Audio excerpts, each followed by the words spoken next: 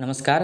देखिए, आज के इस वीडियो में हम जीडीपी, जीएनपी, एनडीपी, एनएनपी और राष्ट्रीय आय के बारे में हम विस्तार से समझेंगे कि ये सब क्या है।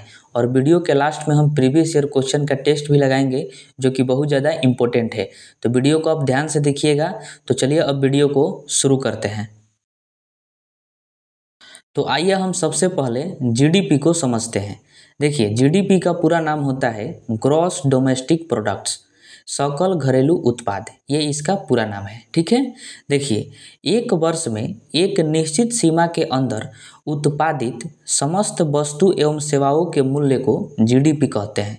देखिए, कोई भी वस्तु जब उत्पादन किया जाता है तो उसको बेचा जाता है तो उससे पैसा मिलता है, यानी उसको बेचकर पैसा कमाया जाता है। उसके बाद कोई सेवा किया जाता है, मतलब जैसे डॉक्टर हो गए, शिक्षक हो गए, ये जो है सेवा के बदले पैसे लेते हैं। तो किसी भी देश में उस देश के सीमा के अंदर एक साल में जो भी वस्तु का उत्पादन होता है, जो भी सेवाएं दिया जाता है, तो उसके बदले जो मूल्य मिलता है उसी को जब जोड़ दिया जाता है एक साल के अंदर का, तो उसको हम लोग जीडीपी के नाम से जानते हैं। ठीक है। देश के सीमा के बाहर उत्पादित वस्तु एवं सेवाओं को जीडीपी में शामिल नहीं किया जाता है। जो देश के बाहर उत्पादित हुआ है उसको जीडीपी में शामिल नहीं करते हैं।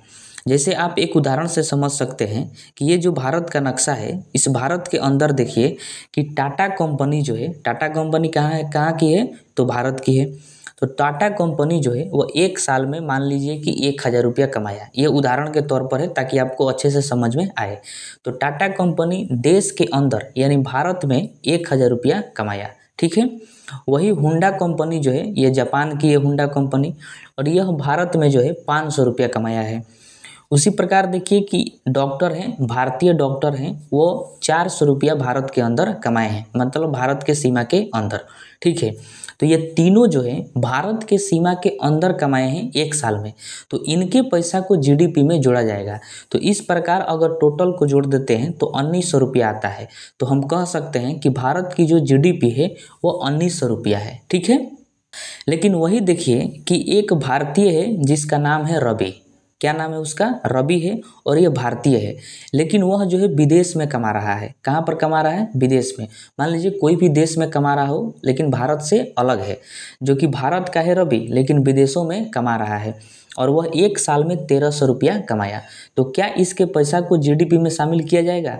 नहीं किया जाएगा, क्योंकि देश के सीमा के बाहर जो भी कमाया जाता है, चाहे वो भारतीय के द्वारा ही कमाया गया हो, तो उसको जो है जीडीपी में शामिल नहीं किया जाएगा।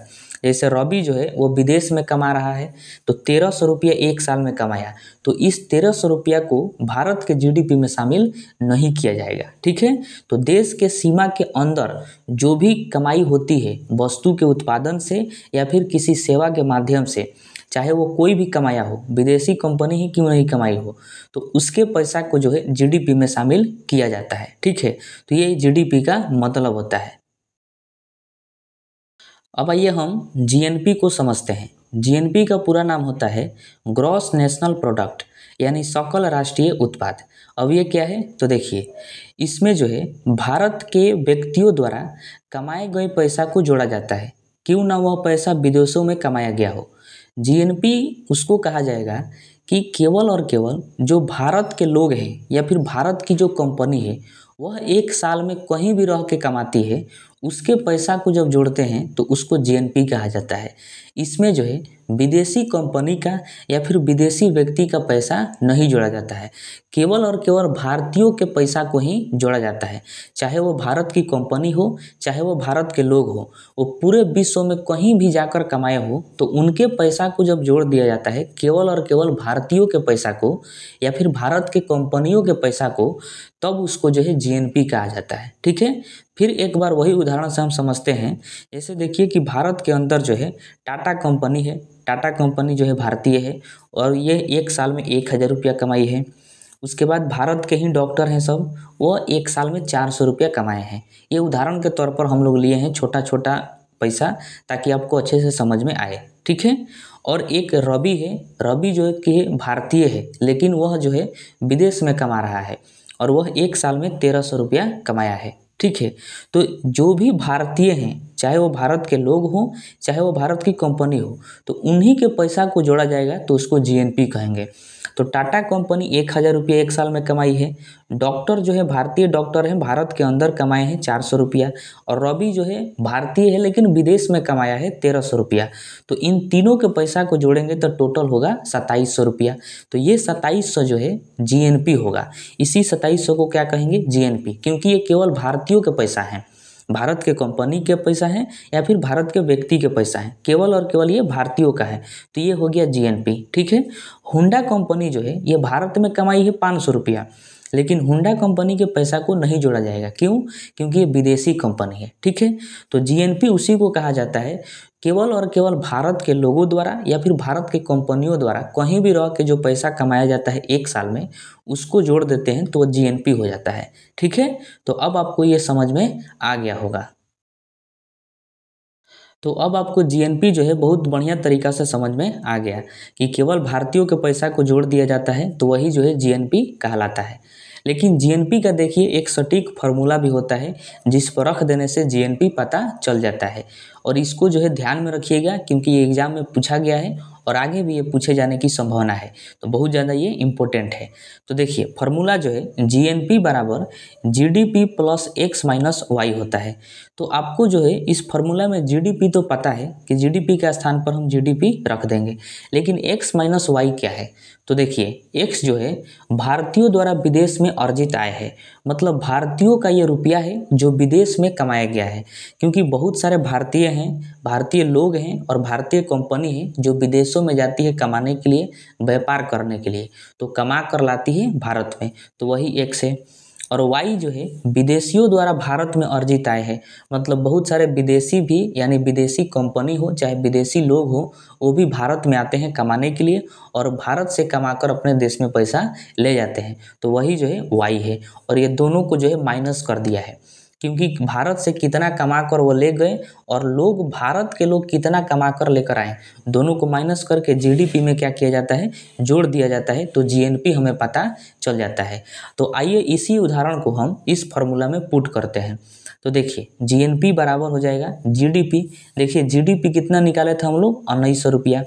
तो जीडीपी के स्थान पर हम लोग रख दिए 1900 रुपया, प्लस है तो प्लस। उसके बाद एक्स क्या है कि भारतीयों द्वारा विदेश में अर्जित आय, मतलब वैसे भारतीय जो विदेश में जाकर कमा रहे हैं, तो विदेश में कमा कर कहाँ भेजेंगे, भारत में भेजेंगे। तो रवि जो था वो भारतीय था लेकिन विदेश में जाके कमाया था, तो वो एक साल में कितना कमाया था, 1300 रुपया। तो यही एक्स हो गया। तो एक्स के स्थान पर रखेंगे 1300 रुपया। और वाई जो है विदेशियों द्वारा भारत में अर्जित आय, मतलब वैसे विदेशी जो भारत में आकर कमा के लेके गए हैं।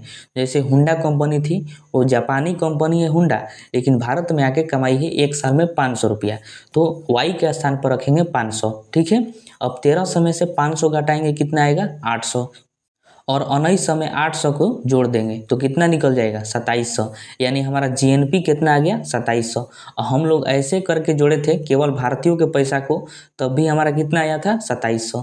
तो ये जो है फार्मूला से हम निकाल भी सकते हैं और ऐसे भी करके निकाला जा सकता है कि जो भी भारतीयों के द्वारा जो कमाया गया है, चाहे वो विदेश में हो चाहे भारत में हो, वही जीएनपी कहलाता है। तो ये फार्मूला भी आपको ध्यान में रखना है। ठीक है। अब देखिए आपको जो है कुछ इम्पोर्टेंट पॉइंट्स आपको ध्यान में रखना है जो आपके एग्जाम में पूछा जाता है। जैसे यदि x बराबर y हो, अभी आपको पता चला है कि x क्या है, तो यह भारतीयों का रुपया है जो विदेश में कमाया गया है, और y क्या है, यह विदेशी का रुपया है जो भारत में कमाया गया है। तो कह रही ये जो है जब दोनों बराबर हो जाता है तो उसको संतुलित अर्थव्यवस्था कहते हैं। मतलब भारतीय जो है विदेश में जाकर 1000 रुपया कमा कर लेकर आए भारत में, और विदेशी आए भारत में और यहाँ से 1000 कमा के लेकर चल गए, तो दोनों जो है बराबर हो गया, दोनों क्या हो गए, बराबर। तो उसको कहेंगे संतुलित अर्थव्यवस्था। तो इसको ध्यान में रखिएगा। ठीक है। दूसरा कंडीशन है कि x बड़ा हो जाए y से, x क्या हो जाए, बड़ा हो जाए y से, तो उसको कहा जाता है लाभ। यानी भारतीय जो है वो विदेश से ज़्यादा रुपया कमा कर लेकर चले हैं, लेकिन विदेशी भारत से जो है कम पैसा लेकर जाएं, तो उसको कहेंगे उस स्थिति को कि हमें लाभ हुआ है। मान लीजिए कि भारतीय विदेश में गए और 1000 रुपया कमा कर लेकर चलाए भारत में, और विदेशी जब भारत में आए तो वो 500 ही रुपया कमा पाए, तो ज़्यादा कौन कमाया, हम लोग कमाए, भारतीय। तो एक्स बड़ा हो जाएगा जब वाई से, तो कहेंगे कि हम लोगों को लाभ हुआ है। ठीक है। तीसरा कंडीशन क्या कहता है कि यदि x छोटा हो जाए y से, मतलब भारतीय जो है विदेश में जाकर 1,000 रुपया कमाए और विदेशी आए भारत में यहाँ से 2,000 कमा के लेकर चल गए, तो हम कहेंगे कि जो है y बड़ा हो गया x से। तो इस स्थिति में कहेंगे हानि, क्योंकि वो हम लोगों से ज़्यादा कमा कर लेकर चल गए, तो इस स्थिति को क्या कहेंगे कि हानि हो गया है। ठीक है। और लास्ट कंडीशन है कि x बराबर और y बराबर दोनों बराबर जो है 0 हो जाए, मतलब ना भारतीय विदेश से कमा कर कुछ लाएं, मतलब 0 रुपया लाएं, और विदेशी भी भारत से जो है 0 रुपया ले जाए, मतलब कुछ नहीं कमाए। तो इस स्थिति को कहेंगे बंद अर्थव्यवस्था। अब यह स्थिति कब होगा, जब हम मतलब भारतीय किसी देश में हम कमाने के लिए न जाए, ना ही हमारा कोई कंपनी जाए और ना ही कोई विदेशी भारत में आए कमाने के लिए, सब अपना अपना कमाए। तो इस स्थिति को क्या कहा जाएगा, बंद अर्थव्यवस्था, कि कोई भी दूसरे देश में कमाने के लिए नहीं जा रहा है। तो x बराबर y बराबर 0 हो जाएगा, तो हम कहेंगे उसको बंद अर्थव्यवस्था। ठीक है। तो इन चारों कंडीशन को ध्यान में रखिएगा, इससे आपसे प्रश्न पूछेगा। अब आइए हम समझते हैं NNP क्या है और NDP क्या है। तो देखिए NNP का जो पूरा नाम है वह है नेट नेशनल प्रोडक्ट, यानी शुद्ध राष्ट्रीय उत्पाद।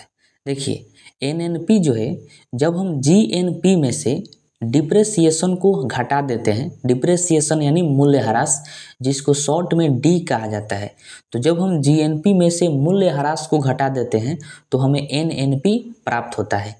अब बात आती है कि मूल्यह्रास यानी डिप्रेसिएशन है क्या। तो देखिए किसी भी वस्तु के मूल्य में समय के साथ जब कमी हो जाता है तो उसी को जो है मूल्यह्रास कहा जाता है, यानी डिप्रेसिएशन कहा जाता है। जैसे अगर मान लीजिए कि आप जो है एक बाइक खरीदें 1,00,000 रुपया का, कोई आप बाइक खरीद लिए 1,00,000 रुपया का, तो अगर आप उसको 5 साल के बाद बेचिएगा तो क्या वो 1,00,000 में ही बेचाएगा, 1,00,000 में नहीं बेचाएगा, क्योंकि जैसे ही 5 साल बीतेगा तो वह गाड़ी जो है आपकी पुरान हो जाएगा, तो पुरान होने से उसका दाम घट जाएगा। तो समय के साथ जो है किसी वस्तु का मूल्य घट जाता है, तो जो मूल्य घटा उसी को जो है मूल्यह्रास कहेंगे। जैसे आप 1,00,000 में खरीदें और 5 साल के बाद आपको जो है वो 30,000 में बेचना पड़ जाएगा, तो इसका मतलब हुआ कि आपको 70,000 रुपया का लॉस हुआ। तो वही 70,000 जो लॉस हुआ उसी को कहेंगे मूल्यह्रास। ठीक है। तो जब हम GNP में से मूल्यह्रास को यानी डिप्रेसिएशन को घटा देते हैं तो हमें NNP प्राप्त होता है, और NNP जो है ये सबसे शुद्ध पैसा होता है किसी भी देश का। ठीक है। और उसी तरह देखा जाए तो जब GDP में से हम डिप्रेसिएशन को घटाते हैं तो हमें NDP प्राप्त होता है। GDP आप पढ़ें तो जब GDP में से मूल्यह्रास को घटाते हैं तो हमें NDP प्राप्त होता है, और जब GNP में से मूल्यह्रास को घटाते हैं तो NNP प्राप्त होता है। तो यही आपसे प्रश्न पूछेगा। ठीक है। तो इसको ध्यान में रखिएगा। देखिए आपको एक पॉइंट समझना बहुत ज़रूरी है ताकि आप आगे के चीज़ों को अच्छे से समझ सकें। देखिए किसी भी वस्तु का जो है 2 मूल्य होता है। कितना मूल्य होता है, तो 2 मूल्य। एक कहा जाता है प्राइज, प्राइज को ही आप फैक्टर कॉस्ट कह सकते हैं। आप प्राइज कहिए चाहे फैक्टर कॉस्ट कहिए, दोनों बात जो है एक ही है। और दूसरा मूल्य होता है MRP। MRP का पूरा नाम होता है मैक्सिमम रिटेल प्राइस। ठीक है। तो ये किसी भी वस्तु का 2 मूल्य होता है। अब समझिए कि दोनों क्या है। तो देखिए कोई भी वस्तु बनती है तो उसको बनने में जो है खर्च लगता है, तो जितना खर्च लगता है उसी को फैक्टर कॉस्ट कहते हैं। ठीक है। और उसके बाद उस वस्तु को जितना में बेचा जाता है उसको जो है MRP कहा जाता है। इसीलिए कहा जाता है कि किसी भी वस्तु का 2 मूल्य होता है। जैसे आप इस उदाहरण से इसको समझ सकते हैं। मान लीजिए एक पानी का बोतल है, तो बोतल को बनाकर और उसमें पानी भरकर उसका टोटल खर्चा आया 10 रुपया, तो उस 10 रुपया को हम लोग कहेंगे फैक्टर कॉस्ट। ठीक है। कहेंगे कि इस बोतल का फैक्टर कॉस्ट कितना है, तो 10 रुपया। इसका मतलब हुआ कि बोतल को बनाकर बोतल में पानी भरकर टोटल पैकिंग करके इसका खर्चा आया 10 रुपया। अब बताइए क्या उस बोतल को मार्केट में 10 रुपया में ही बेच दिया जाएगा, नहीं बेच सकते, क्योंकि उसको बनाने में खर्च लगा है 10 रुपया और 10 रुपया में ही बेच देंगे तो जो कंपनी का मालिक है उसको फ़ायदा क्या होगा, सरकार को टैक्स कहाँ से दिया जाएगा, परिवहन का खर्चा कहाँ से आएगा। इसलिए जो है जितना में बना रहता है उतना में किसी वस्तु को नहीं बेचा जाता है, उसको फैक्टर कॉस्ट कहा जाता है। उस पर जो है फैक्टर कॉस्ट में टैक्स जोड़ दिया जाता है। परिवहन का खर्चा जोड़ दिया जाता है, जो मालिक है कंपनी का उसका उसमें फ़ायदा जुड़ा रहता है, और उसके बाद जो मूल्य होता है उसी को एमआरपी कहा जाता है।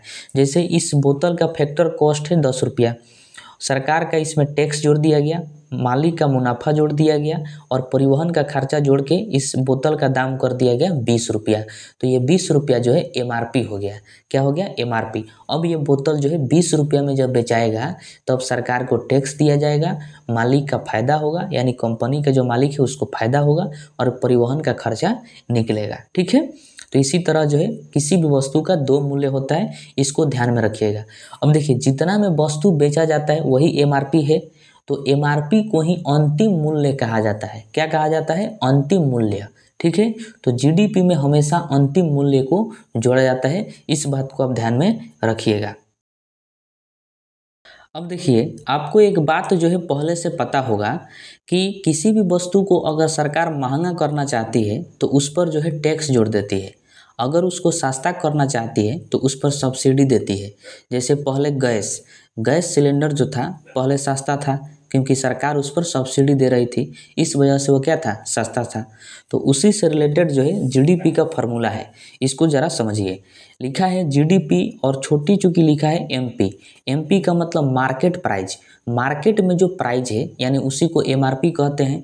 तो जीडीपी जो है मार्केट प्राइस पर निकाला जाता है, तो इसके बराबर हो जाएगा जीडीपी एफसी। छोटे चूंकि लिखा है एफसी, एफसी का मतलब फैक्टर कॉस्ट। तो जीडीपी फैक्टर कॉस्ट, यानी फैक्टर कॉस्ट में जो है टैक्स को जोड़ देते हैं तो हमें जीडीपी पता चल जाता है, या फिर अगर सब्सिडी सरकार दी है तो सब्सिडी को घटा देते हैं तो हमें जीडीपी पता चल जाता है। तो इस फार्मूला को आप ध्यान में रखिएगा, यह जीडीपी मार्केट प्राइस पर निकाला जाता है। ठीक है, अब आइए हम समझते हैं सबसे इम्पोर्टेंट टॉपिक राष्ट्रीय आय, जिसको नेशनल इनकम के नाम से जाना जाता है। ये बहुत ज़्यादा इम्पोर्टेंट है, लेकिन जल्दी किसी को समझ में नहीं आता है। तो देखिए ध्यान से इसको, किसी भी देश में एक वर्ष में वस्तुओं एवं सेवाओं के अंतिम मूल्य के योग को उस देश का राष्ट्रीय आय कहते हैं।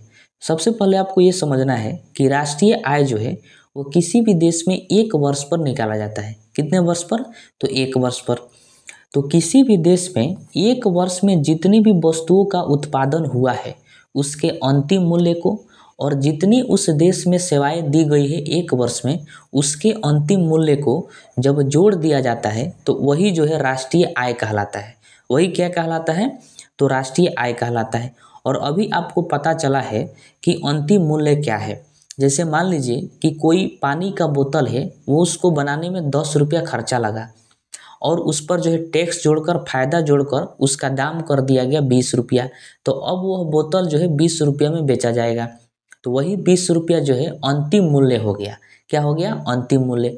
तो जब राष्ट्रीय आय की गणना की जाएगी तो उस बोतल का दाम जो है 10 रुपया नहीं लिया जाएगा, क्योंकि 10 रुपया तो फैक्टर कॉस्ट है, उसको बनाने में खर्च लगा है। हम 20 रुपया लेंगे, जो उसका अंतिम मूल्य है वही जोड़ दिया जाएगा राष्ट्रीय आय में। ठीक है, तो उसी प्रकार सेवाओं का भी जो अंतिम मूल्य होता है उसी को जोड़ दिया जाता है, तो राष्ट्रीय आय पता चल जाता है। ठीक है, देखिए इसमें जो है विदेशों से अर्जित आय को भी शामिल करते हैं। जो भी भारतीयों द्वारा विदेश में पैसा कमाया गया है वो कहाँ पर भेजा जाएगा? भारत में ही भेजा जाएगा। मान लीजिए कोई व्यक्ति है गया विदेश कमाने के लिए, तो वो कमा कर अपने घर भेजेगा, और उसका घर कहाँ है? भारत में है, तो उसके पैसा को भी राष्ट्रीय आय में शामिल किया जाता है। ठीक है, देखिए घरेलू सेवा का मतलब कपड़ा धोना, खाना बनाना तथा अन्य कार्य करना जो है ये घरेलू सेवा के अंतर्गत आ जाएगा। तो घरेलू सेवा को राष्ट्रीय आय से बाहर रखा जाता है। जैसे में मान लीजिए कि हमारी जो माँ है वो घर में प्रतिदिन कार्य करती है, खाना बनाती है, कपड़ा धोती है, चाहे घर का अन्य कार्य करती है, तो क्या उसके बदले वो सेवा देती है हम लोगों को? तो क्या उसके बदले हम लोग उनको पैसा देते हैं? नहीं देते हैं। लेकिन अगर उन्हीं के स्थान पर कोई नौकरानी रखा जाए, कोई नौकर रखा जाए, तो उसको जो है सैलरी देना पड़ जाएगा। हर महीना मान लीजिए आप कितना भी दें, 10,000 रुपये मान लीजिए हर महीना उसको देना पड़ जाएगा। तो अगर आप उसको सोचते हैं, विचारते हैं कि माँ जो कार्य करती है, तो अगर दूसरा कहीं कार्य करे तो उसको जो है प्रत्येक महीना 10,000 रुपये मिलेगा। यहाँ पर अपने घर पर कार्य करती है तो इसका मतलब है कि वो प्रत्येक महीना 10-10 हज़ार रुपया कार्य कमा रही है। तो इसका मतलब ये नहीं होगा कि उसको भी राष्ट्रीय आय में शामिल कर दिया जाए कि हर प्रत्येक महीने 10,000 रुपया कमाएगी उसके हिसाब से इसको भी राष्ट्रीय आय में शामिल किया जाए, ऐसा नहीं होता है। मतलब घरेलू कार्य जो भी होगा उसको राष्ट्रीय आय में शामिल नहीं करते हैं, ठीक है। उसके बाद इसमें है कि हस्तांतरण भुगतान, जैसे में पेंशन हो गया, वजीफा हो गया और भत्ता हो गया, इन सबको भी राष्ट्रीय आय में शामिल नहीं किया जाता है। जैसे किसी व्यक्ति को पेंशन दिया जाता है तो उसको जो है ऐसा ही फ्री में सरकार पेंशन देती है, क्योंकि वो पहले रिटायर हो गए हैं, कोई किसी सरकारी नौकरी में थे और वो रिटायर हो गए तो उनको पेंशन मिलता है सरकार के द्वारा। तो जब उनको सरकार पेंशन देती है तो वह किसी वस्तु के उत्पादन के बदले नहीं देती है और ना ही किसी सेवा के बदले देती है, ऐसा ही पेंशन दे देती है, इसलिए उसको राष्ट्रीय आय में शामिल नहीं किया जाता है। इसको ध्यान में रखिएगा, ठीक है। राष्ट्रीय आय जो है एनएनपी पर निकाला जाता है, वेरी वेरी इंपॉर्टेंट है। राष्ट्रीय आय किस पर निकाला जाता है, तो एनएनपी पर निकाला जाता है, नेट नेशनल प्रोडक्ट पर, जो देश का सबसे शुद्ध पैसा होता है उस पर, ठीक है। राष्ट्रीय आय का फॉर्मूला क्या होता है, तो एनएनपी माइनस अप्रत्यक्ष कर। जब हम एनएनपी में से अप्रत्यक्ष कर यानी टैक्स को घटा देते हैं तो हमें राष्ट्रीय आय पता चल जाता है, ठीक है। एनएनपी जो है यह देश का सबसे शुद्ध पैसा होता है, लेकिन इसमें सरकार द्वारा लगाया गया टैक्स भी शामिल होता है एनएनपी में, जो अप्रत्यक्ष कहलाता है। उसी को क्या कहते हैं, अप्रत्यक्ष कर, जो वस्तुओं पर लगा रहता है। इसलिए एनएनपी में से अप्रत्यक्ष कर को घटा देते हैं, क्योंकि कर एक ऐसा पैसा है जो बिना किसी चीज़ के उत्पादन के ही मिल जाता है। मतलब मान लीजिए किसी वस्तु पर कर लगा है, जैसे बोतल है, मान लीजिए 10 रुपया का बना हुआ बोतल है और उसको 20 रुपये में बेचा गया, तो उस पर मान लीजिए 5 रुपया टैक्स लगाया गया है। तो 5 रुपये जो टैक्स लगा है वो ऐसे ही लगा दिया गया है सरकार के द्वारा, वो उत्पादन के बदले नहीं लगा है, ना ही किसी सेवा के बदले लगा है, ऐसे ही लगा दिया गया है। इसलिए एनएनपी में से अप्रत्यक्ष कर को क्या करते हैं, घटा देते हैं, तो हमें राष्ट्रीय आय पता चल जाता है, ठीक है। अब आइए हम समझते हैं कि हमारे देश में राष्ट्रीय आय की गणना कौन करता है। तो देखिए, एक है एनएसओ, क्या है, एनएसओ यानी नेशनल स्टैटिस्टिकल ऑफिस, राष्ट्रीय सांख्यिकी कार्यालय, यही जो है राष्ट्रीय आय की गणना वर्तमान में करता है। तो देखिए, हमारे देश में राष्ट्रीय आय की गणना एनएसओ करता है। कौन करता है, एनएसओ। इसके पहले सीएसओ करता था, वेरी वेरी इंपॉर्टेंट है। एनएसओ के पहले पूछेगा कि राष्ट्रीय आय की गणना कौन करता था, तो सीएसओ करता था। देखिए 2019 में सीएसओ और एनएसएसओ इन दोनों का जो है विलय कर दिया गया। किसका किसका विलय हुआ 2019 में, तो सीएसओ का और एनएसएसओ का, इन दोनों का विलय करके एक नया संस्था बनाया गया जिसका नाम पड़ा एनएसओ। क्या पड़ा, एनएसओ की स्थापना किया गया। तो आपसे प्रश्न पूछेगा कि एनएसओ की स्थापना कब हुआ था, तो 2019 में।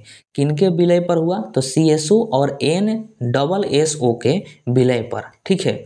और तब से लेकर आज तक जो है एनएसओ ही राष्ट्रीय आय की गणना करता है भारत में। तो वेरी वेरी इंपॉर्टेंट है, ये सभी पॉइंट आपको ध्यान में रखना है। भारत में राष्ट्रीय आय के आंकड़े जो है वित्तीय वर्ष 1 अप्रैल से 31 मार्च पर आधारित होता है। हमारे देश का जो है वित्तीय वर्ष क्या है, तो 1 अप्रैल से लेकर 31 मार्च तक है, और इसी पर जो है राष्ट्रीय आय के आंकड़े आधारित होते हैं, ध्यान रखना है आपको। राष्ट्रीय आय की आंकड़ा के लिए प्राथमिक, द्वितीयक एवं तृतीयक क्षेत्र को शामिल किया जाता है। इसके पहले वाले वीडियो में हम लोग प्राथमिक क्षेत्र, द्वितीयक क्षेत्र और तृतीयक क्षेत्र को अच्छे से समझे हैं, उसको आप देख सकते हैं। तो वह जो है राष्ट्रीय आय के आंकड़ा के लिए इन्हीं सभी क्षेत्रों को शामिल किया जाता है, ठीक है। तो अब आइए हम समझते हैं कि राष्ट्रीय आय कैसे निकाला जाता है।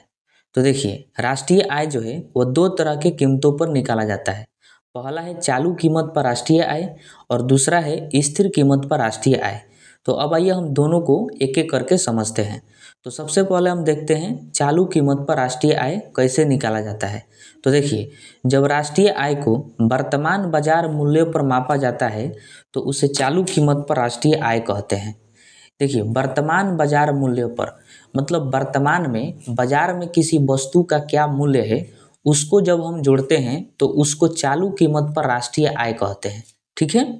जैसे कि मान लीजिए कि वर्तमान में बाजार में आलू का मूल्य अभी कितना है, तो हम कह सकते हैं कि 20 रुपया केजी है। तो उसको जब हम जोड़ेंगे राष्ट्रीय आय में तो उसको कहेंगे चालू कीमत पर राष्ट्रीय आय, क्योंकि वर्तमान मूल्य को हम लोग जोड़ रहे हैं। तो किसी भी वस्तु के जो बाजार में वर्तमान में मूल्य है उसको जोड़ा जाता है तो उसको कहा जाता है चालू कीमत पर राष्ट्रीय आय। ठीक है, देखिए इसका दिक्कत ये है कि इससे जो है सटीक आंकड़ा नहीं निकल पाता है, क्योंकि जो भी वर्तमान में मूल्य है किसी भी वस्तु का तो वह आगे चल के घट भी सकता है और बढ़ भी सकता है। जैसे मान लीजिए कि आलू अभी वर्तमान में हम कह सकते हैं कि 20 रुपये केजी है, तो आगे चल के हो सकता है 10 रुपये केजी हो जाए, या फिर हो सकता है 40 रुपये केजी हो जाए, मतलब बढ़ भी सकता है और घट भी सकता है। इसलिए जो है चालू कीमत पर जब राष्ट्रीय आय निकालते हैं तो आंकड़ा सटीक नहीं निकल पाता है, क्योंकि अभी निकालेंगे तो राष्ट्रीय आय कुछ और होगा और 2-3 महीना के बाद निकालेंगे तो राष्ट्रीय आय कुछ और होगा। ठीक है, इसलिए चालू कीमत पर राष्ट्रीय आय सटीक नहीं होता है, तो इसको ध्यान में रखिएगा। ठीक है, उसके बाद हम देखते हैं स्थिर कीमत पर राष्ट्रीय आय। तो देखिए जब राष्ट्रीय आय की गणना बीते हुए वर्ष को आधार मानकर की जाती है तो उसे स्थिर कीमत पर राष्ट्रीय आय कहते हैं। देखिए बहुत ज़्यादा इम्पोर्टेंट है, इसको ध्यान में रखिएगा। इसके नाम से ही आपको क्लियर हो जाएगा, इसमें लिखा हुआ है स्थिर कीमत पर राष्ट्रीय आय, मतलब कीमत जो है स्थिर हो गया है यानी रुक गया है। अब बताइए किसी भी वस्तु का कीमत कब रुकेगा? वर्तमान में तो किसी भी वस्तु का कीमत नहीं रुकेगा, हो सकता है घटेगा नहीं तो बढ़ेगा, लेकिन जो वर्ष बीत गया है, जो साल बीत गया है, उसमें वस्तु का कीमत जो है स्थिर है। जैसे भारत में आधार वर्ष जो है 2011 और 12 माना जाता है। ठीक है, इसको ध्यान में रखिएगा कि भारत में आधार वर्ष क्या है, तो 2011 और 12 है। तो 2011 और 12 में किसी भी वस्तु का जो मूल्य था उस समय, तो वह मूल्य जो है स्थिर मूल्य है, क्योंकि वह साल जो है 2011 और 12 बीत चुका है। लेकिन वर्तमान में किसी भी वस्तु का मूल्य स्थिर नहीं है। जैसे आलू का ही ले लीजिए, आलू 20 रुपये केजी है, तो हो सकता है आगे चल के इसका दाम बढ़ जाए या फिर घट जाए, लेकिन 2011 में जो आलू का दाम था वह तो स्थिर है, वह ना बढ़ेगा अब और ना ही घटेगा, तो उसी को कहते हैं स्थिर कीमत। तो स्थिर कीमत पर जब हम राष्ट्रीय आय निकालते हैं तो उसी को कहते हैं स्थिर कीमत पर राष्ट्रीय आय। ठीक है, स्थिर कीमत पर राष्ट्रीय आय निकालने से यह फायदा होता है कि हमें राष्ट्रीय आय की सटीक जानकारी मिलती है। लेकिन ध्यान रखना है आपको इसमें एक बात कि स्थिर कीमत पर जब भी हम राष्ट्रीय आय निकालते हैं तो जितना उत्पादन हुआ है यानी जो क्वांटिटी है वह वर्तमान लिया जाता है और मूल्य जो लिया जाता है वह आधार वर्ष का लिया जाता है। जैसे मान लीजिए कि पूरे भारत में 100 केजी आलू का उत्पादन हुआ 2025 में, तो 100 केजी उत्पादन हुआ जो 25 में, तो क्वांटिटी 100 केजी लेंगे, लेकिन जो मूल्य है 2025 का नहीं लेंगे, 2011 का मूल्य हम लेंगे। ठीक है, तो आइए इसको उदाहरण से एक समझते हैं जिससे आपको अच्छी तरीक़े से दोनों जो है समझ में आ जाएगा। तो देखिए हम दोनों पर भी राष्ट्रीय आय निकालेंगे, चालू कीमत पर भी राष्ट्रीय आय और स्थिर कीमत पर भी राष्ट्रीय आय। सबसे पहले हम देख लेते हैं चालू कीमत पर राष्ट्रीय आय। तो आपको पता है कि चालू कीमत पर राष्ट्रीय आय जो है वर्तमान मूल्यों पर निकाला जाता है। तो अभी जो है 2025 चल रहा है, तो मान लीजिए कि 2025 में आलू का कीमत जो है 1 केजी का 40 रुपया है। कितना रुपया है? 40 रुपया। और एक वकील हैं, उनका फीस है 500 रुपया। जब वो एक केस लड़ेंगे तो 500 रुपया उनका फीस है। ठीक है, तो मान लीजिए कि आलू जो है 10 केजी बेचा गया। कितना केजी आलू बेचा गया? 10 केजी। तो 40 रुपये के हिसाब से कितना रुपया हो गया? 400 रुपया हो गया 2025 में। ठीक उसी प्रकार वकील जो है एक केस को 500 रुपये लेते हैं, तो वो 10 केस लड़ें तो कितना रुपया वो कमाए? 5000 रुपया। इन दोनों को जोड़ देंगे तो हमारा राष्ट्रीय आय कितना निकलेगा? 5400 रुपया। तो ये जो 5400 रुपया राष्ट्रीय आय निकला है ये चालू कीमत पर राष्ट्रीय आय है, क्योंकि हमने जो है वर्तमान मूल्यों को लिया है। आलू का कीमत वर्तमान में यानी 2025 में 40 रुपया है और वकील का फीस 500 रुपया है, तो राष्ट्रीय आय हमारा आया 5400 रुपया। तो क्या ज़रा आप सोच के बताइए कि क्या यह राष्ट्रीय आय घटेगा और बढ़ेगा कि नहीं? जाहिर से बात है कि घट भी सकता है और बढ़ भी सकता है, क्योंकि हमने जो है वर्तमान मूल्यों को लिया है जो 2025 में है। तो हो सकता है कि 2025 के अंत आते आते आलू की कीमत 40 रुपया से हो जाए 20 रुपया, दाम घट जाए और वकील का फीस 500 रुपया से हो जाए 1000 रुपया, तो राष्ट्रीय आय भी बढ़ भी सकता है और घट भी सकता है। इसलिए चालू कीमत पर जो है राष्ट्रीय आय का आंकड़ा सटीक नहीं निकलता है। तो ये जो है आपको उदाहरण से समझ में आ गया होगा। अब इसी को जो है हम स्थिर कीमत पर राष्ट्रीय आय निकाल के दिखाते हैं। तो देखिए, हमारे देश में वित्तीय आधार वर्ष जो है 2011-12 को माना जाता है। तो मान लीजिए कि 2011-12 में आलू का कीमत जो है 20 रुपया था, तो 10 केजी बेचा गया तो उसके हिसाब से हो गया 200 रुपया। कितना रुपया हो गया? 200 रुपया। देखिए, मैंने आपको पहले ही बता दिया था कि क्वांटिटी जो है वो वर्तमान का लिया जाता है और मूल्य जो है आधार वर्ष का लिया जाता है। जैसे इसमें देखिए कि आलू का कीमत 20 रुपया हम लोग जो है आधार वर्ष का लिए हैं, लेकिन क्वांटिटी जो 10 केजी है वो वर्तमान का लिए हैं कि 2025 में 10 केजी बेचा गया है आलू। ठीक है, तो क्वांटिटी वर्तमान का लेते हैं और मूल्य जो है वो आधार वर्ष का हमेशा लिया जाता है। इस पॉइंट को आप ध्यान में रखिएगा। ठीक है, तो आलू का कीमत उस समय 2011-12 में 20 रुपया था और 2025 में 10 केजी बेचा गया, तो उसके हिसाब से कितना रुपया हो गया? 200 रुपया हो गया। वही वकील का फीस जो है 2011-12 में मान लेते हैं 300 रुपया था और वकील जो है वर्तमान 2025 में 10 केस लड़ा है, तो कितना रुपया उसका हो गया? तो 3000 रुपया हो गया। ठीक है, इन दोनों को जब जोड़ देते हैं तो आता है 3200। तो हम कहेंगे कि राष्ट्रीय आय जो है वो 3200 रुपया निकला। कितना आया? 3200 रुपया। और यही जो है सटीक राष्ट्रीय आय है 2025 का। ठीक है, तो स्थिर कीमत पर जो है राष्ट्रीय आय सटीक निकलता है, क्योंकि कीमत स्थिर हो गया है। आधार वर्ष का कीमत लिए हैं, ना ये कभी घटेगा और ना ही ये कभी बढ़ेगा। तो स्थिर कीमत पर राष्ट्रीय आय सटीक निकलता है और चालू कीमत पर राष्ट्रीय आय सटीक नहीं निकलता है। आशा करता हूँ कि ये पॉइंट जो है आपको बिल्कुल 100% समझ में आया होगा। अब आइए हम आगे समझते हैं। अब हम समझते हैं कि राष्ट्रीय आय ज्ञात करने की कितनी विधियां हैं। तो ध्यान रखिएगा कि राष्ट्रीय आय ज्ञात करने की कुल 3 विधियां हैं। पहला है उत्पादन विधि, दूसरा है आय विधि और तीसरा है व्यय विधि। अब आइए हम तीनों को एक एक करके पढ़ते हैं। सबसे पहले हम देखते हैं उत्पादन विधि। इम्पोर्टेंट है, ध्यान रखिएगा कि इस विधि में किसी भी देश में एक वर्ष में उत्पादित वस्तु एवं सेवाओं के अंतिम मूल्य को जोड़ा जाता है। आपको ये तो पहले से ही पता है कि अंतिम मूल्य को ही जोड़ेंगे तब जाकर राष्ट्रीय आय निकलेगा। तो उत्पादन विधि यह कहता है कि किसी भी देश में एक साल में जितनी भी वस्तु और सेवाओं का उत्पादन हुआ है उसके मूल्य को जब हम जोड़ देते हैं तो उसी को उत्पादन विधि द्वारा राष्ट्रीय आय ज्ञात करना कहलाता है।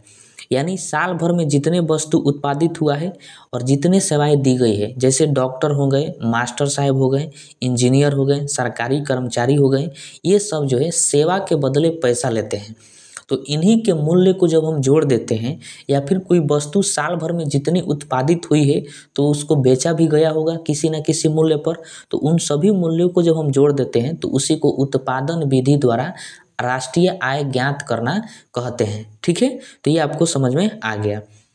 उसके बाद है आय विधि। तो देखिए, इस विधि में देश के सभी क्षेत्रों में उत्पादित वस्तुओं के मूल्यों को जोड़ा जाता है। मतलब किसी भी क्षेत्र में वस्तु का उत्पादन हुआ है चाहे कैसे भी, तो उसके मूल्य को जब हम जोड़ देते हैं तो उसको आय विधि कहते हैं। आय का मतलब होता है पैसा। जैसे देखिए, कोई मजदूर है तो जब वो मजदूरी करता है तो उसको पैसा मिलता है, तो उसके पैसा को जोड़ दिया जाएगा। कोई व्यक्ति है, वो मकान बनाया है किसी शहर में और उसको भाड़े पर दे दिया है, किराए पर दे दिया है, तो उसको किराया मिलेगा कि नहीं मिलेगा? हर महीना मिलेगा, तो उसके किराए को जो है राष्ट्रीय आय में जोड़ देंगे। ठीक है, तो उसको हम आय विधि कहेंगे। कोई व्यक्ति पैसा दिया है, किसी को कर्जा दिया है, तो उसको जो है उस कर्जा से उसको ब्याज मिलेगा, तो उस ब्याज को भी जोड़ दिया जाता है। कोई किसी में पैसा इन्वेस्ट किया है तो उसको लाभ प्राप्त हो गया, तो उस लाभ को भी जोड़ दिया जाएगा। मतलब किसी भी क्षेत्र से अगर पैसा आ रहा है, किसी भी क्षेत्र में वस्तु का उत्पादन हुआ है, तो उसके मूल्य को जब हम जोड़ देते हैं तो उसी को आय विधि के नाम से जाना जाता है। ठीक है, तो किसी भी क्षेत्र का हो उसके मूल्य को जब हम जोड़ते हैं तो उसको जो है आय विधि के नाम से जानते हैं। इसको आप ध्यान में रखिएगा। अब हम समझते हैं सबसे लास्ट व्यय विधि। तो देखिए, इस विधि में एक वर्ष में किसी देश में वस्तु एवं सेवाओं के उत्पादन में हुए खर्च के मूल्य को जोड़ा जाता है तो उसको व्यय विधि कहते हैं। देखिए व्यय नाम से ही क्लियर है, व्यय का मतलब होता है खर्च करना। तो देखिए जब भी हम किसी वस्तु का उत्पादन करना प्रारंभ करते हैं तो उससे पहले हमको उसमें जो है खर्च करना पड़ता है। जैसे मान लीजिए कि हम बिस्कुट का उत्पादन करना चाहते हैं, यानी बिस्कुट बनाना चाहते हैं, तो बिस्कुट बनाने से पहले हमें मशीन लगाना पड़ेगा, क्योंकि बिस्कुट हम हाथ से नहीं बना सकते। तो मशीन लाएंगे हम, तो मशीन में खर्चा करना पड़ेगा, उसको लाने में पैसा लगेगा, खरीदने में उसको। तो उसी खर्च को जब हम जोड़ देते हैं तो व्यय विधि कहलाता है। आपको पता है कि सेवा के बदले जो है पैसा लिया जाता है। तो जब हम सेवा करने जाएंगे, मान लीजिए कोई डॉक्टर हैं तो वो सेवा करेंगे, तो उनको सेवा करने से पहले जो है खुद खर्च करना पड़ेगा। उनको बहुत बड़ा हॉस्पिटल बनवाना पड़ेगा, उसमें फैसिलिटी रखना पड़ेगा। तो हॉस्पिटल बनवाने में, फैसिलिटी रखने में उनको खर्च आएगा। उसी खर्च को जब हम जोड़ देंगे तो वह व्यय विधि कहलाता है। तो जितने तरह का खर्च होता है, जब खर्च को जोड़ दिया जाता है किसी भी वस्तु के उत्पादन में चाहे सेवा के उत्पादन में, तो उसी खर्च को जो है व्यय विधि द्वारा राष्ट्रीय आय निकलना कहलाता है। ठीक है, जैसे समझिए इसको कि इन्वेस्ट करते हैं हम किसी चीज़ में, यानी निवेश करते हैं, तो उसी को जो है व्यय विधि कहा जाएगा। सरकारी काम में किया गया खर्च, खर्च को जब हम जोड़ देते हैं तो व्यय विधि कहलाता है।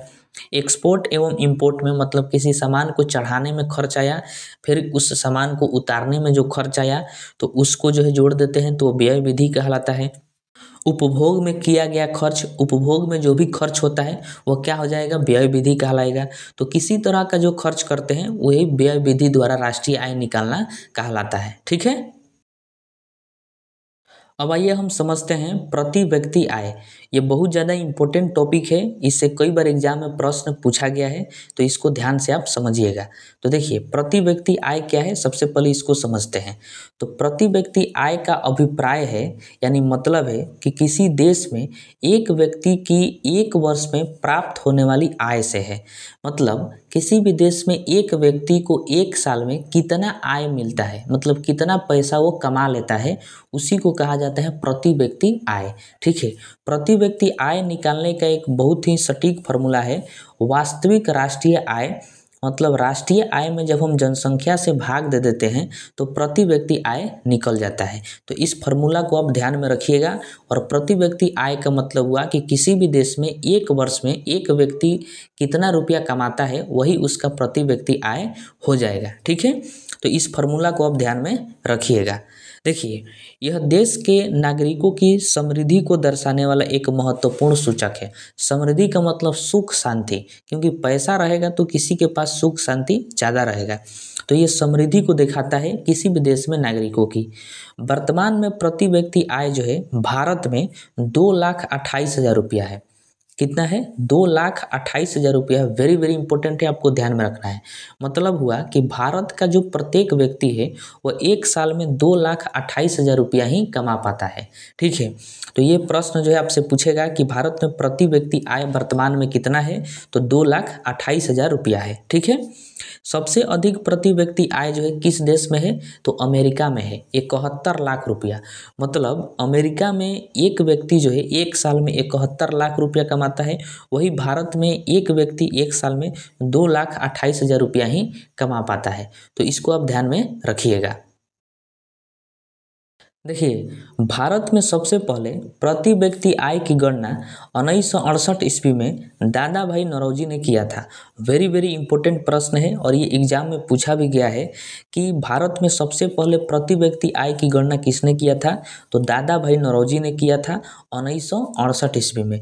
उस समय भारत का प्रति व्यक्ति आय जो है 20 रुपया था। कितना रुपया था, तो 20 रुपया आंका गया था। मतलब 1968 में एक व्यक्ति भारत में एक साल में 20 रुपया कमाता था, क्योंकि उस समय 20 रुपये का जो है बहुत बड़ा वैल्यू था। आज के डेट में 2 लाख, तो उस समय जो है 20 रुपये का उतना ही वैल्यू था। और यह बात हमें कहाँ से पता चला है, तो दादा भाई नौरोजी का ही एक पुस्तक है poverty and British in India. इसी पुस्तक में इन्होंने लिखा है कि 1968 में 20 रुपया प्रति व्यक्ति आया था भारत में। ठीक है, तो इन सभी बातों को आप ध्यान में रखिएगा। अब आइए हम आय को समझते हैं, यानी इनकम को। इनकम यानी आय का मतलब होता है पैसा। क्या होता है? पैसा। और यह जो है तीन तरह का होता है। एक होता है मौद्रिक आय, प्रयोज्य आय और वास्तविक आय। आइए हम तीनों को एक ही स्लाइड में समझते हैं। देखिए, मौद्रिक आय जो है किसी मेहनत के बदले मिले पैसे को मौद्रिक आय कहते हैं। जैसे आप कोई कार्य करते हैं, मेहनत करते हैं, तो उसके बदले जो है आपको पैसा मिलता है, तो उसी को कहते हैं मौद्रिक आय। ठीक है। उसके बाद होता है प्रयोज्य आय। जब मौद्रिक आय में से टैक्स को घटा देते हैं तो उसे प्रयोज्य आय कहते हैं। मतलब आपको जो पैसा मिलता है, जो महीना में एक बार सैलरी मिलता है, उस सैलरी में से जब आप सरकार के टैक्स को हटा देते हैं तो जो बच जाता है उसको कहा जाता है प्रयोज्य आय। ठीक है। उसके बाद है वास्तविक आय। प्रयोज्य आय में से जब खर्च और कर्जा को घटा देते हैं तो बचे हुए आय को वास्तविक आय कहते हैं। मतलब जो आपके पास प्रयोज्य आय है, टैक्स देने के बाद जो आय है, उसमें से जब आप अपना खर्चा और जो भी आप कर्ज लिए हैं उसको जो है घटा देते हैं, यानी सब हटा देते हैं, तो उसके बाद जो आपके पास पैसा बचता है उसी को रियल मनी यानी वास्तविक आय के नाम से जाना जाता है। अब आइए इन तीनों को जो है हम एक उदाहरण से समझते हैं ताकि आपको अच्छे से समझ में आ जाएगा। मान लीजिए आप मेहनत किए, यानी कहीं पर काम किए, तो आपको 1 लाख रुपया सैलरी मिला। कितना लाख रुपया मिला? 1 लाख रुपया आपको सैलरी एक महीना पर मिल गया। तो यह जो है आपका मौद्रिक आय है। मेहनत के बदले आपको मिला है, तो मेहनत के बदले जो मिलता है वो क्या होता है? मौद्रिक आय। तो आपका 1 लाख रुपया हो गया मौद्रिक आय। ठीक है। और इसमें आप जो है 30,000 रुपया टैक्स के रूप में दे दिए। मतलब सरकार को आप कितना टैक्स दिए? 30,000। तो आपको मिला है 1,30,000 आप टैक्स में दे दिए। तब आपके पास कितना बचा? तो 70,000 रुपया बचा। तो ये जो 70,000 रुपया बचा है यही है प्रयोज्य आय। टैक्स देने के बाद जो आपके पास बचता है उसको प्रयोज्य आय कहते हैं। तो ये 70,000 हो गया प्रयोज्य आय। ठीक है। अब आप जो है इन्हीं 70,000 में से अपना खर्चा निकाल लेंगे, जो भी कर्ज लिए हैं उस कर्ज को निकाल देंगे। तो मान लीजिए कि आपका कर्जा और खर्च ये मिलाकर 40,000 रुपया होता है। तो 40,000 जो है आप 70,000 में से 40,000 माइनस कर दिए, क्योंकि ये कर्जा में खर्च में चला गया 40,000, तो 70,000 था उसमें से 40,000 चला गया। अब आपके पास कितना बचा? 30,000। तो ये 30,000 जो है वास्तविक आय हुआ। यही आपका रियल मनी हुआ जो आपके पास रहने वाला है। ठीक है। तो आशा करते हैं कि आपको ये सभी जो है समझ में आ गया होगा। उसके बाद देखिए कि एक होता है काला धन। बहुत ही चर्चित रहता है ये काला धन। तो देखिए ये क्या है कि जब आप मौद्रिक आय में टैक्स नहीं देते हैं, मतलब जो आप कमाते हैं और आपको जो है टैक्स देने लायक आप हैं, अगर आप टैक्स नहीं देते हैं तो वह जो पैसा बचता है आपके पास उसी को काला धन के नाम से जाना जाता है। तो काला धन कोई ब्लैक मनी, ये काला होता नहीं है। जब आप किसी अपने पैसे में से टैक्स नहीं देते हैं, जबकि आप टैक्स देने के लिए एलिजिबल हैं, फिर भी आप टैक्स नहीं देते हैं, तो उसी धन को काला धन के नाम से जाना जाता है। ठीक है। अब आइए हम इम्पोर्टेंट क्वेश्चन आंसर को देखते हैं, जो कि बहुत ज़्यादा इम्पोर्टेंट है और प्रीवियस ईयर एग्जाम में पूछा गया है और इसके आगे भी पूछे जाने की संभावना है। तो आप पूरे जो है थ्योरी पढ़ लिए हैं, तो अब आप जो है इसमें सही करने का प्रयास करिएगा कि आपसे कितना जो है सही हो रहा है। तो देखिए पहला प्रश्न है कि निम्नलिखित में कौन सा भारत के घरेलू उत्पाद में सर्वाधिक अंशदान करता है? मतलब घरेलू उत्पाद में सर्वाधिक योगदान देता है। तो इसका राइट आंसर हो जाएगा ऑप्शन नंबर डी। मैंने आपको शुरू में ही बताया था कि जो सेवा क्षेत्र होता है वो जीडीपी में सर्वाधिक योगदान देता है। ठीक है। 56% योगदान देता है। उसके बाद दूसरा प्रश्न है कि भारत में राष्ट्रीय आय का प्राकलन किया जाता है। मतलब किसके द्वारा राष्ट्रीय आय का आंकड़ा जो है प्रस्तुत किया जाता है? तो इसका राइट आंसर हो जाएगा ऑप्शन नंबर बी, राष्ट्रीय सांख्यिकी कार्यालय यानी एनएसओ के द्वारा जो है राष्ट्रीय आय की गणना की जाती है। उसके बाद है कि भारत में हिंदू समृद्धि दर निम्नलिखित में से किससे संबंधित है? तो इसका राइट आंसर हो जाएगा ऑप्शन नंबर डी, राष्ट्रीय आय से। देखिए राष्ट्रीय आय से जो है हिंदू समृद्धि दर संबंधित है। उसके बाद है कि बंद अर्थव्यवस्था से आप क्या समझते हैं? बताइए कि आप बंद अर्थव्यवस्था से क्या समझते हैं। बहुत इजी प्रश्न है। तो इसका राइट आंसर होगा ऑप्शन नंबर बी, आयात निर्यात जो है बंद। आयात निर्यात बंद हो जाए तो उसी को बंद अर्थव्यवस्था के नाम से जाना जाता है, यानी x बराबर y बराबर 0 हो जाता है। ठीक है, मैंने आपको बताया था। उसके बाद है कि भारत की अर्थव्यवस्था कैसी है, बताना है कि भारत की अर्थव्यवस्था जो है कैसी है। तो इसका राइट आंसर हो जाएगा ऑप्शन नंबर सी, विकासशील। मतलब भारतीय अर्थव्यवस्था जो है अभी विकास की प्रगति पर है, विकास के रास्ता पर है। ठीक है। नेक्स्ट प्रश्न है कि भारत में राष्ट्रीय आय की गणना होती है, मतलब राष्ट्रीय आय की गणना कौन करता है। तो अभी आपको बताया गया कि राष्ट्रीय सांख्यिकी कार्यालय द्वारा जो है भारत में राष्ट्रीय आय की गणना की जाती है। अगला प्रश्न है कि भारत की राष्ट्रीय आय का प्रथम मापन किया गया, मतलब किनके द्वारा किया गया था। तो मैंने आपको अभी बताया कि दादा भाई नौरोजी द्वारा जो है 1968 ईस्वी में राष्ट्रीय आय यानी प्रति व्यक्ति आय की गणना की गई थी। तो इसका right answer option number B हो जाएगा। उसके बाद नेक्स्ट प्रश्न है, इसका आंसर आप बताइए कि किसी देश की आर्थिक वृद्धि की सर्वाधिक उपयुक्त माप है। आर्थिक वृद्धि का मतलब होता है पैसा, उसकी वृद्धि का सर्वाधिक उपयुक्त माप कौन सा है, तो प्रति व्यक्ति आय है। तो इसका right answer option number D हो जाएगा। किसी भी देश की अगर आर्थिक वृद्धि का उपयुक्त माप चाहिए तो उसका प्रति व्यक्ति आय देख लेंगे तो हम बता सकते हैं कि किसी भी देश में आर्थिक वृद्धि कैसी है, किसी भी व्यक्ति का। ठीक है। उसके बाद प्रश्न है कि गांधीवादी अर्थव्यवस्था किस पर आधारित है। तो ध्यान रखना है कि न्यास पर, किस पर है, तो न्यास पर। इसका right answer option number B हो जाएगा। उसके बाद सबसे लास्ट प्रश्न है इस वीडियो का कि भारत में जनसंख्या अस्थायित्व का लक्ष्य किस वर्ष तक निर्धारित किया गया है। मतलब जनसंख्या अस्थायित्व मतलब जनसंख्या को स्थिर कर देना है। जितनी तेजी से भारत की जनसंख्या बढ़ रही है उस गति को जो है धीमा कर देना है। तो ये किस वर्ष तक लक्ष्य रखा गया है, तो वर्ष 2070 तक। कहाँ तक, वर्ष 2070 तक। तो इसको ध्यान में रखिएगा। ठीक है।